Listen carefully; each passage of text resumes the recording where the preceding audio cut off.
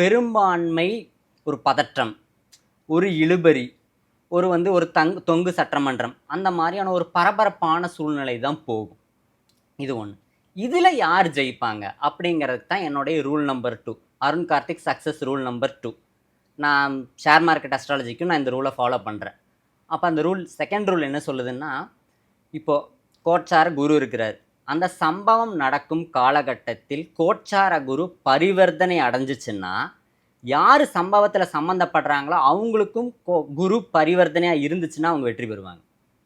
அப்போ இதை நான் ஷேர் மார்க்கெட் பயன்படுத்திக்குவேன். கோச்சார குரு பரிவர்த்தனை ஆகும்போது யாருடைய ஜாதகத்தில் பரிவர்த்தனையாக இருக்குமோ அவங்கள வச்சு ட்ரேட் பண்ணுறது, அவங்களோட அமௌண்ட்டை ஃபண்டை யூஸ் பண்ணி ட்ரேட் பண்ணுறது. அப்போ அது ஜெயிச்சிரும்.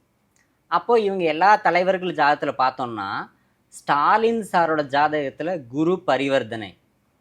அப்போ எலெக்ஷன் நடந்த நாள் ஏப்ரல் 23 அப்போது குரு புதன் பரிவர்த்தனை. ஸ்டாலின் சாரோட ஜாதகத்தில் குரு செவ்வாய் பரிவர்த்தனை.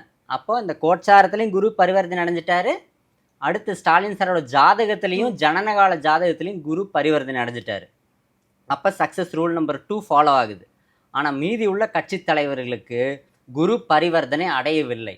அப்போ ரூல் நம்பர் 1, ரூல் நம்பர் 2 ரெண்டத்தையும் ஃபாலோ பண்ணும்போது நமக்கு ரிசல்ட் என்ன வருது அப்படின்னா, ஸ்டாலின் சாரோட ஜாதகம் தான் ரொம்ப அமோகமாக சூப்பராக இருக்குது. அதுதான் வெற்றிக்கு ரொம்ப சப்போர்ட் பண்ணக்கூடிய இது. அப்போ என்னுடைய ரூல் பிரகாரம் நம்மளுடைய அடுத்த தமிழக முதல்வர் சட்டமன்றத்தில் எந்த கட்சி வரும் அப்படின்னா டிஎம்கே தான் பெரும்பான்மை வாங்கும். ஸ்டாலின் சாரோட ஜாதகம் ரொம்ப சப்போர்ட் பண்ணுது அப்படிங்கிறது தான் இந்த தமிழக சட்டமன்ற தேர்தலுடைய ஒரு ஷார்ட் கருத்து.